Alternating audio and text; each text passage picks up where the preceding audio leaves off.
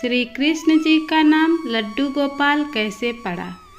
भगवान श्री कृष्ण के कई नाम हैं, कान्हा, कृष्णा, मुरली वाले अनेकों। आज इस कथा में हम जानेंगे कि उनका नाम लड्डू गोपाल कैसे पड़ा। बहुत समय पहले की बात है, आगरा के ब्रजभूमि में भगवान श्री कृष्ण के एक बहुत बड़े भक्त थे। उनका नाम था कुंभन दास जी। उनका एक पुत्र था, पुत्र का नाम रघुनंदन था। कुंभन दास जी के पास श्री कृष्ण जी की एक मूर्ति थी। कुंभन दास जी हमेशा प्रभु भक्ति में लीन रहते थे और पूरे श्रद्धा भाव से श्री कृष्ण की सेवा करते।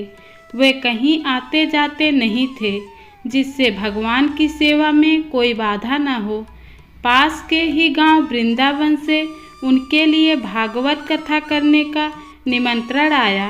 एक बार तो उन्होंने मना कर दिया, लेकिन सबके बार बार आग्रह करने पर वे जाने के लिए तैयार हो गए। उन्होंने सोचा कि भगवान की सेवा की तैयारी करके वे कथा करके प्रत्येक दिन घर लौट आया करेंगे। वह भगवान की सेवा नियम भी नहीं छूटेगा। अपने पुत्र को उन्होंने समझा दिया कि भोग मैंने बना दिया है, तुम ठाकुर जी को समय पर भोग लगा देना। और वे चले गए। रघुनंदन ने भोजन की थाली ठाकुर जी के सामने रखी और भक्ति भाव से आग्रह किया कि प्रभु जी आओ भोग लगाओ। रघुनंदन बाल स्वरूप थे, तो उनके मन में यह छवि थी कि ठाकुर जी स्वयं आकर अपने हाथों से भोजन करेंगे जैसे हम खाते हैं। उसने बार बार विनती किया, परंतु भोजन तो वैसे का वैसा ही रखा था। अब वह उदास हो गया और रोने लगा। रोते हुए पुकारा कि ठाकुर जी आओ भोग लगाओ। ठाकुर जी ने बालक का रूप धारण किया और भोजन करने बैठ गए और रघुनंदन भी प्रसन्न हो गया। जब रात को कुंभन दास जी लौट कर आए तो उन्होंने पूछा कि भोग लगाया था बेटा। तो रघुनंदन ने कहा हाँ लगाया था।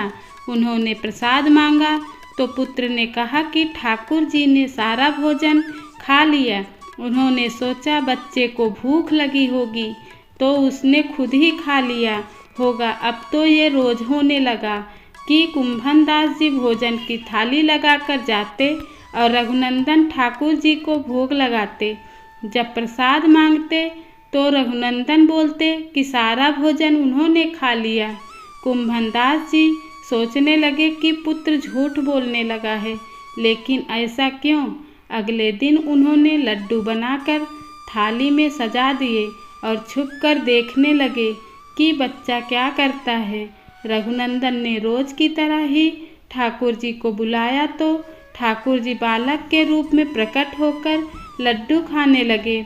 यह देखकर कुंभन दास जी दौड़ते हुए आए और प्रभु के चरणों में गिरकर विनती करने लगे। उस समय ठाकुर जी के एक हाथ में लड्डू और दूसरे हाथ का लड्डू मुख में जाने को ही था कि वे जड़ हो गए। तभी से उनकी इसी रूप में पूजा की जाती है और वे लड्डू गोपाल कहलाए जाने लगे। माना जाता है कि लड्डू गोपाल को घर में रखकर सेवा करने से संतान के उत्तम भविष्य, घर में सुख शांति और धन धान्य की कामना पूर्ण होती है। इसलिए इनके पूजन और सेवा का बहुत खास महत्व होता है। लड्डू गोपाल की सेवा वैसे ही करनी चाहिए जैसे एक माँ अपने बच्चे की देखभाल करती है। जय श्री कृष्णा। कथा कैसी लगी कमेंट में ज़रूर बताएं प्लीज़।